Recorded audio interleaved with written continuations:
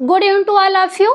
जैसा कि आप सभी जानते हैं, हम सब जो है अपने होम मैनेजमेंट जो होम साइंस का ब्रांच है उसका शॉर्ट नोट्स जो है मोस्ट इम्पॉर्टेंट टॉपिक्स को कवर कर रहे थे।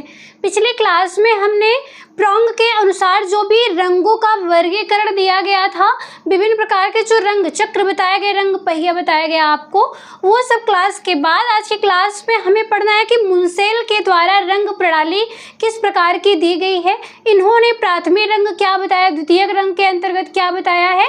चलिए आज की क्लास को हम शुरुआत करते हैं यहाँ से।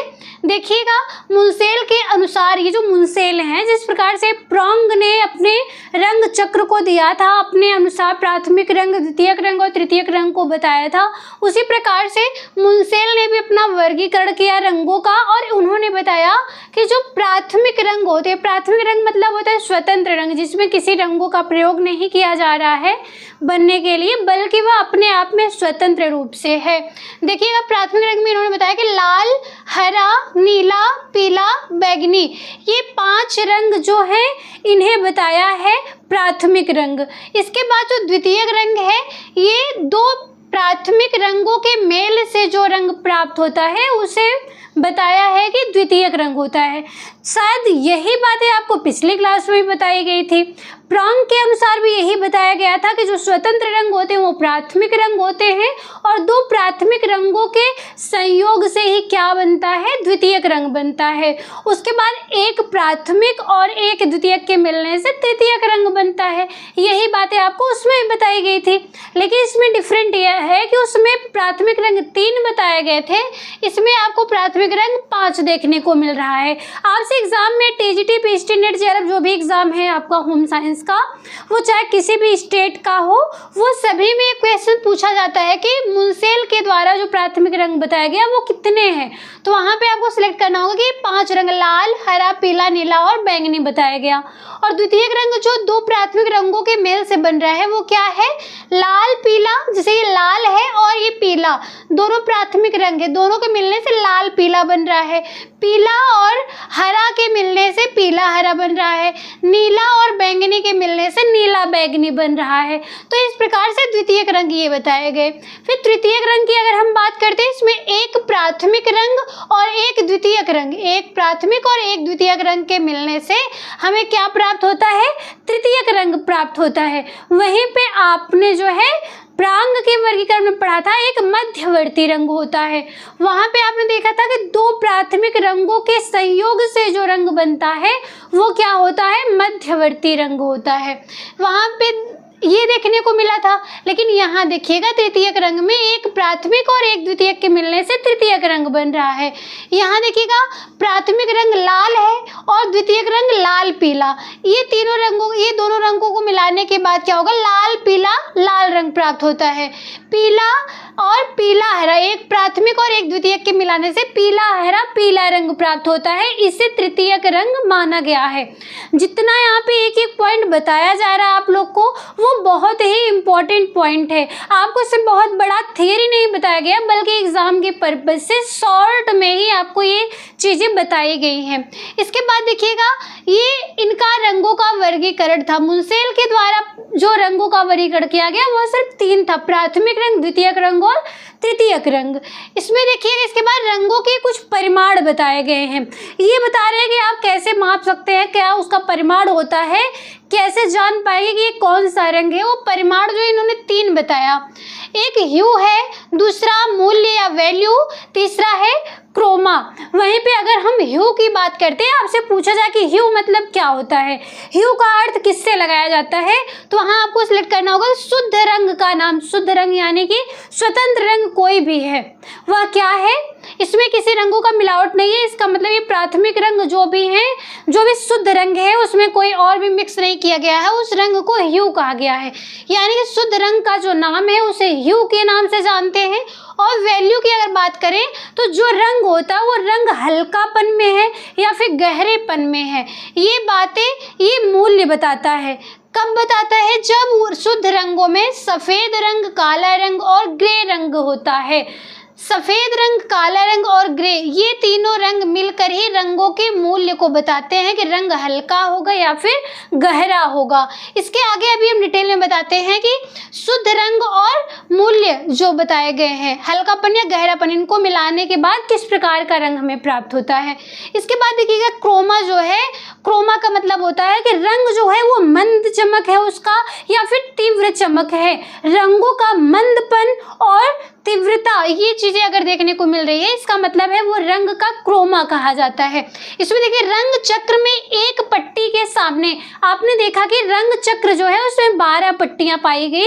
वो 12 पट्टियों में एक पट्टी के जस्ट सामने वाली जो पट्टी होगी, वो पट्टी में बताया जा रहा है कि एक पट्टी के सामने वाली पट्टी के रंग मिलाने से चमक तीव्र व मंद होती है। किसी रंग में अगर जैसे देखिएगा यहाँ पे ये रंग चक्र जो बनाया गया, मान लीजिए ये इस प्रकार से, उसमें रंग चक्र में 12 पट्टियां बनाई गई, लेकिन यह एग्जाम्पल के तौर पे आप 2 देखिएगा कि ये एक है और इसके जस्ट सामने वाली कोई पट्टी है। ये दोनों रंगों को जब हम मिलाते हैं तो देखिएगा यहाँ पे एक पट्टी के सामने वाली पट्टी के रंग मिलने से चमक में जो है तीव्रता और हल्कापन यानी कि मंदपन आता है। ये बातें किसमें बताई जा रही हैं, क्रोमा में बताया जा रहा है।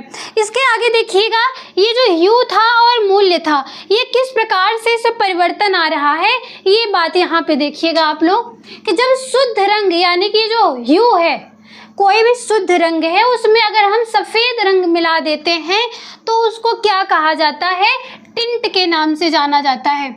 ठीक है, आपसे एग्जाम में पूछा जाता है कि टिंट क्या है, शेड क्या है, टोन क्या है। तो ये बातें जब आपसे पूछी जाती हैं तो ये ध्यान रखिएगा, जब भी किसी शुद्ध रंग में हम सफ़ेद रंग को मिलाते हैं तो उसे टिंट कहा जाता है। और इसके बाद शुद्ध ह्यू रंग में अगर काला रंग मिलाया जाता है तो उसे शेड कहा जाता है। और इसके साथ ही साथ शुद्ध ह्यू रंग में कोई अगर ग्रे कलर मिलाया जाता है तो उससे टोन प्राप्त होता है। ये 3 बहुत ही इम्पोर्टेंट टॉपिक है, इसको आप लोग नोट कर लीजिएगा, वेरी इम्पोर्टेंट है।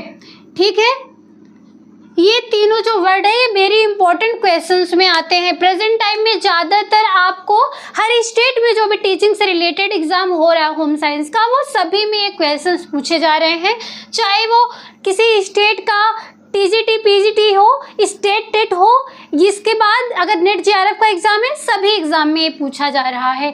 इसके बाद देखिएगा ये बातें जब आप समझ लेते हैं कि रंग चक्र जो बताया गया, रंगों का वर्गीकरण बताया गया, रंगों का परिमाण बता दिया गया, ह्यू, मूल्य और क्रोमा, इसके बाद इन्होंने बताया कि आखिरकार गर्म रंग क्या होता है, इन्होंने बताया, या फिर नॉर्मल आपसे पूछा जाए तो ये ध्यान रखिएगा कि सबसे ज़्यादा इम्पोर्टेंट क्वेश्चंस होता है, आपसे पूछा जाता है। अगर ये हम होम साइंस की बात ना करके किसी भी अदर प्रिपरेशन की अगर हम बात करते हैं, चाहे वो वनडे एग्ज़ाम ही हो, उन सभी में रंगों के बारे में क्वेश्चंस पूछे जाते हैं। तो उसमें ये पूछा जाता है कि कौन से रंग जो है वो गर्म रंग कहलाते हैं, कौन से रंग ठंडे होते हैं, कौन से रंगों से दूरी का आभास होता है, कौन से रंगों से नज़दीक का आभास होता है। ये सारे क्वेश्चंस एग्जाम में पूछे जाते हैं, तो ध्यान से देखिएगा एक एक पॉइंट को। गर्म रंग की अगर हम बात करें तो नारंगी, लाल और पीला, ये तीनों जो रंग हैं इन्हें गर्म रंग कहा जाता है। इसके बाद देखिएगा अगर हम ठंडे रंग की बात करें तो बैंगनी, नीला और हरा, कहीं पर भी अगर इस प्रकार के रंगों का प्रयोग किया गया है तो वहाँ पे ये आभास होता है कि यहाँ पे ठंडापन होगा।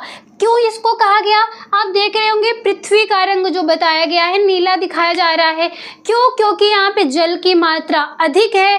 तो ये सारी बातें आप ध्यान रखिएगा, आपके क्वेश्चन से एग्जाम में पूछे जाते हैं। देखिएगा गर्म रंग में आपने देखा नारंगी, लाल, पीला, ठंडे रंग में बैंगनी, नीला और हरा। इसके बाद देखिएगा हल्का रंग की अगर बात करें, अगर कहीं भी बैंगनी रंग है, नीला है और गुलाबी, तो यहाँ पे इसे हल्का रंग माना जाता है। आपसे एग्जाम में पूछा जाता है कि हल्का रंग कौन सा है। तो ये तीनों पॉइंट आप याद रखिएगा, बैंगनी रंग, नीला और गुलाबी, ये तीनों रंग क्या होते हैं, हल्के रंग के अंतर्गत आते हैं। इसके बाद है भारी रंग। अगर आपसे पूछा जाए कि भारी रंग कौन सा है, किस रंग से हमें ये आभास होता है कि ये वस्तु भारी होगी, इस प्रकार के जो रंग है वो है हरा रंग, भूरा और लाल। इन रंगों से भारीपन का एहसास होता है, आभास होता है। अब आगे बात करें कि आगे बढ़ने का आभास किस रंगों के द्वारा होता है।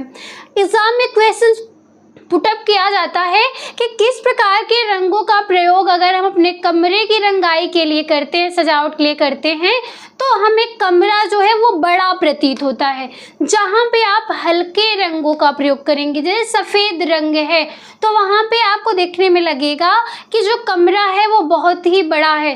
वहीं पे अगर आप किसी गहरे रंगों का प्रयोग करते हैं तो उससे कमरा जो है वो छोटा प्रतीत होता है। तो इसी प्रकार से आपके एग्ज़ाम में क्वेश्चंस पुटअप किए जाते हैं। ये सारे पॉइंट को आप ध्यान रखिएगा। भारी रंग और हल्का रंग हो गया। इसके बाद देखिएगा आगे बढ़ने का आभास हमें होता है किस रंग से, पीला रंग, लाल और नारंगी, ये तीनों रंगों से हमें आगे बढ़ने का आभास होता है। इसके बाद देखिएगा पीछे हटने का आभास। पीछे हटने का आभास का मतलब जो गहरा रंग होगा और उससे कमरा जो है छोटा प्रतीत हो सकता है अगर, तो उन रंगों से पीछे हटने का भी आभास होता है, जैसे हरा रंग और नीला रंग। आप सब देखते होंगे रोड पे हरा रंग, नीला रंग, लाल, पीला, ये सब प्रकार के रंग आपको देखने को मिलते हैं। उनका हर जगह पे अलग अलग प्रयोग बताया जाता है। यहाँ आप देखे होंगे कि कुछ रंग ऐसे हैं जो वो इन सभी के अंतर्गत एक एक करके आगे पीछे करके बताया गया है, तो इसमें आप कंफ्यूज मत होइएगा। बस यहाँ पे जो रंग आपको बताए गए हैं, गर्म रंग में ठंडा रंग, हल्का रंग, भारी रंग, आगे बढ़ने का आभास प्रतीत करने वाला रंग और पीछे हटने का आभास प्रतीत करने वाला जो रंग है, वो इसमें से सभी एक साथ आपको एग्जाम में नहीं दिया जाएगा। आप अगर एक एक पॉइंट को इसमें से याद रखते हैं तो वो सारे रंग जो है आपके एग्जाम में जब पूछे जाएंगे तो आप एक क्वेश्चन में से उसको अलग कर सकते हैं कि इसमें से गर्म रंग कौन सा है, ठंडा रंग कौन सा है, हल्का रंग कौन सा है और भारी रंग कौन सा है। तो आज के क्लास में हमने अपने रंग के जो क्लास थे, जो कलर्स थे, वो सारे टॉपिक्स को आज की क्लास में हमने कवर कर लिया है। अगर कोई स्टूडेंट इसमें नया जुड़ा हुआ है क्लास में, तो यहाँ पे जो आपको रंग बताया गया है, इस क्लास में मुंसेल के अनुसार रंग प्रणाली बताई गई है। इसके पिछली क्लास में आपको प्रॉन्ग के अनुसार रंग चक्र बताया गया है, तो वहाँ से जाकर के आप लोग क्लास को अटेंड कर लीजिएगा। अगर आज से ये क्लास में आप नए हैं तो इसी प्रकार के इम्पोर्टेंट क्लास देखने के लिए हमारे साथ जुड़े रहिएगा। अपने फ्रेंड लोगों को भी इस क्लास को शेयर करिएगा। और अगर इस क्लास में आपको किसी भी पॉइंट्स पे, किसी भी टॉपिक्स पे समस्या हो तो आप कमेंट बॉक्स में लिखिएगा और नेक्स्ट क्लास में उसका सलूशन आपको दे दिया जाएगा। इसी प्रकार की और भी इम्पोर्टेंट क्लास अगर किसी भी पॉइंट्स पे हो तो आप कमेंट बॉक्स में लिखिएगा, उसका भी क्लास आप लोग के लिए अपलोड कर दिया जाएगा। इसी के साथ हम अपने क्लास को यहीं पे कंप्लीट करते हैं। मिलते हैं आप लोग से नेक्स्ट क्लास के साथ हम, तब तक के लिए धन्यवाद।